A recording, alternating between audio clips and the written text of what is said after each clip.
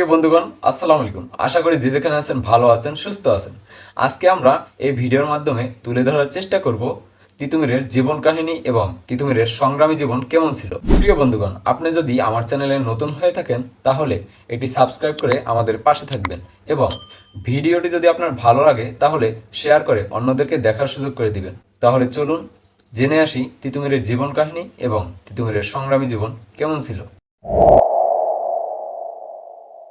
প্রিয় বন্ধুরা, আপনারা কি জানেন তিতুমিরের জীবন কাহিনী? যদি না জেনে থাকেন তাহলে আজকের এই ভিডিওটি আপনাদের জন্য। সৈয়দ মীর নিসার আলী 1782-1831 সন, যিনি তিতুমির নামে পরিচিত, বাংলার ব্রিটিশ বিরোধী আন্দোলনের এক কিংবদন্তি বীর। তিনি 24 পরগনার চাঁদপুর গ্রামে জন্মগ্রহণ করেন।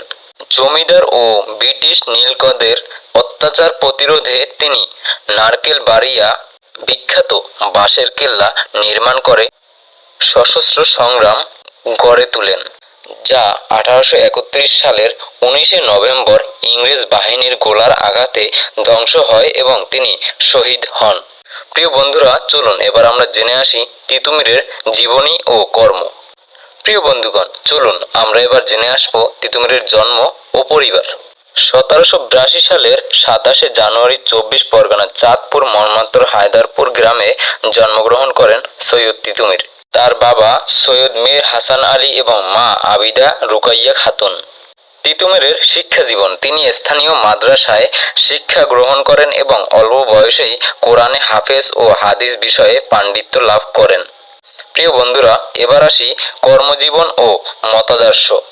তিতুমির হজ পালনের সময় তিনি সৈয়দ আহমদ ব্রেলভির শিষ্যত্ব গ্রহণ করেন এবং বাংলায় ইসলামী পুনর্জাগরণ সৃষ্টি করেন এবং ইংরেজদের অত্যাচারের বিরুদ্ধে প্রতিরোধ আন্দোলন শুরু করেন। তিতুমিরের বাঁশের কেল্লা ও সংগ্রাম। স্থানীয় জমিদার কৃষকদের রায় ও নীলকরদের অত্যাচারে অতিষ্ঠ কৃষকদের ঐক্যবদ্ধ করে তিনি বারাসাতের নারিকেল বাড়ির বাঁশ ও কাদা দিয়ে একটি দুর্গ বাঁশের কেল্লা নির্মাণ করেন। সৈয়দ তিতুমিরের শহীদত্ব।